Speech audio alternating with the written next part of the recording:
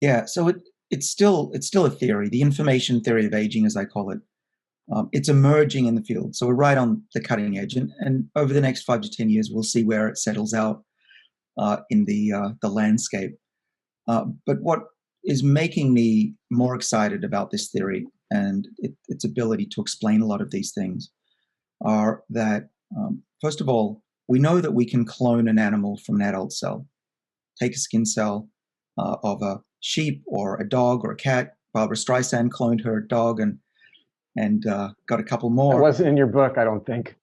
Yeah, so that, I mean, if you've got enough money, you can do it. And what that really tells you, more than some people have a lot of money, is that the instructions to restart life, to go back to age zero, is in a cell.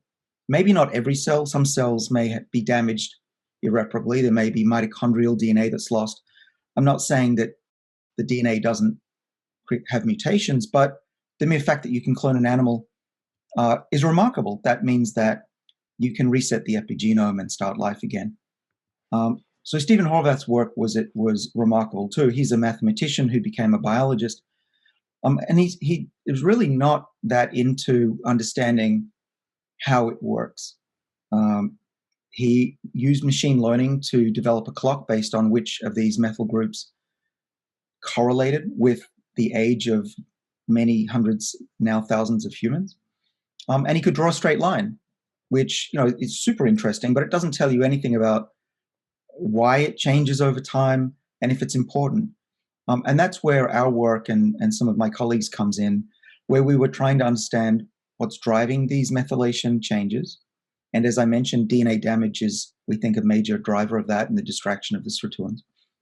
And now we're at the point where we're asking the question, well, are these changes just a marker of aging, as though they're a hand on a clock where if you change the hand of the clock, push it backwards, it's not really going to change time? Or if Horvath's clock is relevant, if you push that hand back and make his clock younger, does the tissue, the animal, one day the human, become actually younger and healthier?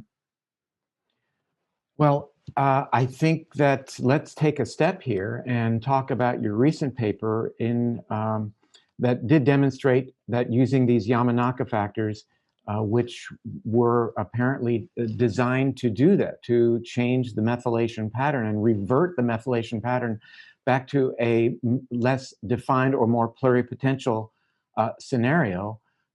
Maybe walk us through first that original work. I think it was 2006 or 2004. And why did they do that work?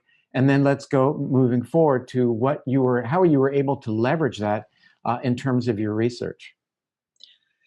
Right. So Yamanaka, Shinya Yamanaka, is now world famous for his experiment looking for transcription factors mainly that are turned on during embryogenesis. And he and his team looked at many different combinations and hit upon a combination of 4 factors, which are, of course, now known as Yamanaka factors. And they're called OCT4, SOX2, KLF4, and cMyc. cMyc is an important one to point out because it's also a potent oncogene, which is dangerous. And that's the main reason that Dr. Yamanaka confessed to me that he didn't think it was sensible to put his genes in an adult. But as you'll see, it actually might work.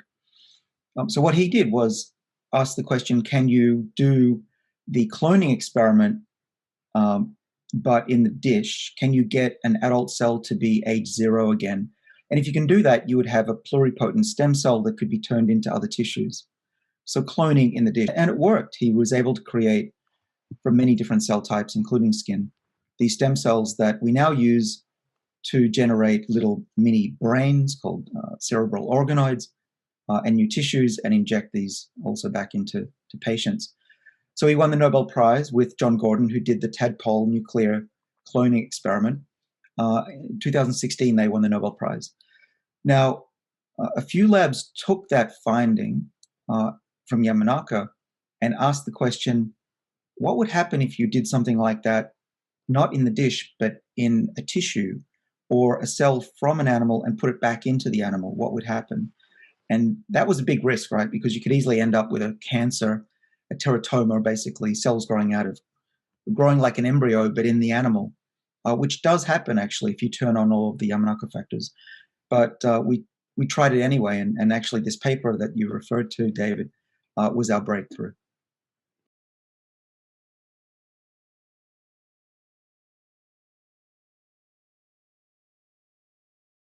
There are two states that we're finding. If you go all the way back to what Yamanaka did, then you're losing the cell's identity. There's an intermediate step that we're using where cells get to a younger state, but they stop. We're interested in aging in every tissue. The eye was a good model system to start with. The virus, the AAV, the domesticated virus that is used in gene therapy, was pioneered in the eye, so we thought that was a good place to start. And also young nerves, very young nerves in neonates still regenerate, but young kids don't. So we thought, well, let's see if we could do that. But often I'm asked the question, and it's an important one, did we choose the eye because it had a better chance of working? And the answer is no. We could have tried to regenerate the liver, the skin, even the brain. And we only chose the eye, not only, but one of the reasons actually is that the student in the lab who did the work mainly, Yuan Cheng Lu, his family has an interest in the eye and has a company that is trying to use stem cells to reverse vision loss. And so he had that passion. I said, okay, go for it. I think the liver would be better. But I'm glad he did that because it's a very clear reading when you see the optic nerve grow back. But that was the first experiment. We went on to treat glaucoma and even old age vision loss. Yeah, so this is the traumatized optic nerve that was pinched. And there's an orange dye that you can see that when the nerves are dying back unhealthy, those nerves don't take up the dye. And so the untreated eye will lose its vision, similar to the breaking of a spinal cord. What we did in the other mouse was to turn on the 3 Yamanaka genes, O, S, and K, for 3 weeks and have a look what happened. And remember, David, this is after the damage had occurred. We weren't prepping the cells. And what we found, and this was a remarkable day, my student texted me the result. You could see that the nerves were growing back towards the brain. In fact, if we leave them for 16 weeks, many of those nerves actually make it all the way back to where they meet the brain again, the chiasm, which is a first. This hasn't been done before. There's very little you can do for damaged nerves. But then we looked at the age of those cells, and 2 interesting things came out. One was that the damage accelerated aging according to the Horvath clock, which we didn't expect. I mean, who knew that damage would accelerate aging? But it does. And then the reprogramming factors delayed and reversed that age so that they became young and could grow back again.